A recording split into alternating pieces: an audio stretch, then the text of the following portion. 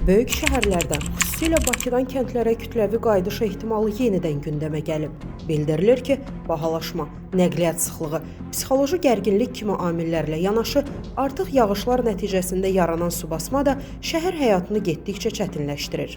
Bəs hazırda insanların eyni intensivliklə yenidən kəndlərə qayıtması mümkündürmü? Qlobal İnfoza danışan sosial strateji tədqiqatlar və analitik araşdırmalar İctimai Birliyinin sədri İlqar Hüseynli deyib ki, bunun baş verməsi üçün regionlarda kiçik və orta sahibkarlığın inkişafına ciddi investisiyalar qoyulmalıdır. Stat, dövlət maliyyə resurslarına və xüsusilə aşağı faizli kreditlərə əl çatanlığı təmin etməlidir. İnsanlar yalnız iqtisadi imkanlar olduqda kəndlərdə fəaliyyət qurmağa maraq göstərirlər. Qarabağın bərpası prosesi də bu baxımdan xüsusi əhəmiyyət daşıyır. Ağdam, Füzuli, Şuşa, Xankəndi, Xocalı, Ağdərə kimi ərazilərdə yenidən qurulan şəhər və qəsəbələr gələcəkdə məskunlaşma üçün imkanlar yaradır.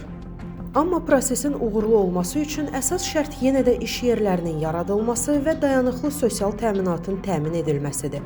Ümumilikdə, əhalinin geri dönüşünü müəyyən edən əsas amillər iş imkanları, sosial təminat və keyfiyyətli təhsil mühitidir.